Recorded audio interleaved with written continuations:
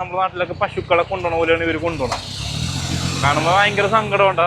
സങ്കടം എന്നല്ല ഞാൻ പറഞ്ഞത്, അവർക്ക് സേഫ്റ്റി ഉണ്ടാകാം, പക്ഷെ കമ്പനികൾ ഇത് അറേഞ്ച് ചെയ്യണ്ടേ. അവർക്ക് ഭയങ്കര ഭയങ്കര ഒരു സങ്കടമുള്ളൊരു കാര്യമാണ് സത്യം പറഞ്ഞത്.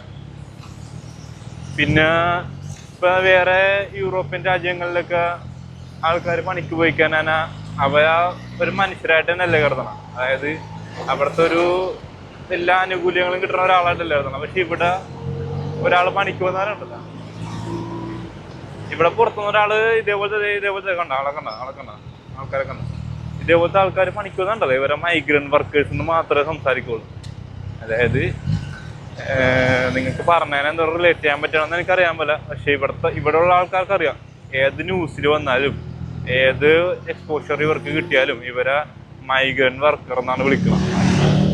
ആലോചിച്ച് നോക്കി. അതായത് ഒരു ചെറിയ മനുഷ്യത്വപരമായ കൺസിഡറേഷൻ ഒന്നുമില്ല. അവര് പണിക്ക് വേണ്ടി വരുന്നു, പണിയെടുത്ത് പോകുന്നു, അവർക്കൊരു ഫാമിലിയോ അവരുടെ ലൈഫ് എന്താണെന്നാ, അങ്ങനത്തെ കൺസിഡറേഷനൊക്കെ ഒന്നുമില്ല. അത് ഭയങ്കര ഒരു കേൾക്കാനും കാണാനും സങ്കടകരമായ ഒരു കാര്യമാണ്. അതൊക്കെ